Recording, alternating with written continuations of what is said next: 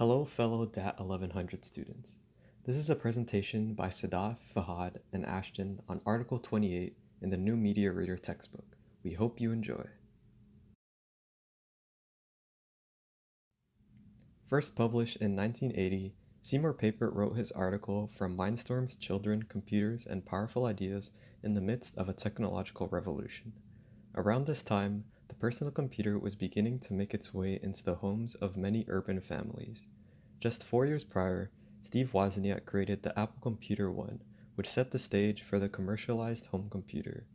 With its growing availability to younger children and their exposure to computer science, Papert created a child-friendly programming language named Logo. This allowed children to take control of the computer and learn about mathematics through the experience of mathematical concepts. It is important to note that Papert was also a student of the late Jean Piaget, who was best known for his contributions in children's cognitive development. Papert developed a philosophy of education based on Piaget's work and called it constructionism, which is the idea that people, in this case children, learn best through creating things.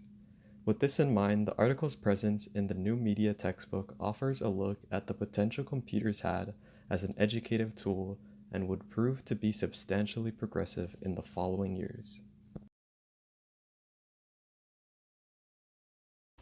Thanks for that, Ashton.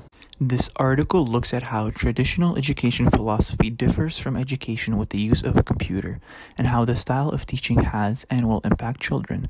The article speaks about the material that some classes of society have or don't have, and how the poverty or plethora of tools that a class of society have can determine the development of a child.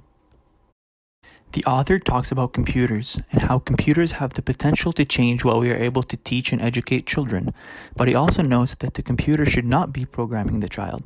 The child should be programming the computer and telling it what to do. Papert believes that with the cost of computers coming to a point where people are able to easily afford a computer and are able to access their own computers, this would further push people's desire to study and educate themselves in the comfort of their own homes. Children can easily benefit from the way in which computer models seems to be able to give concrete form to areas of knowledge.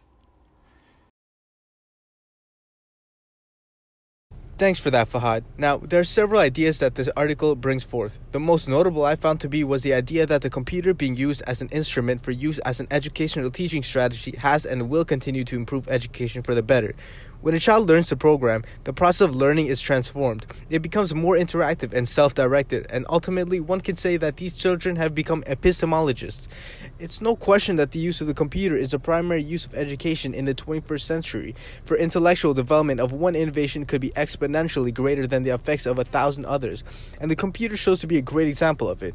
For instance, the article predicts how the role of the computer concretizes formal thinking in the child in two different ways: combinatorial thinking and self-referential thinking.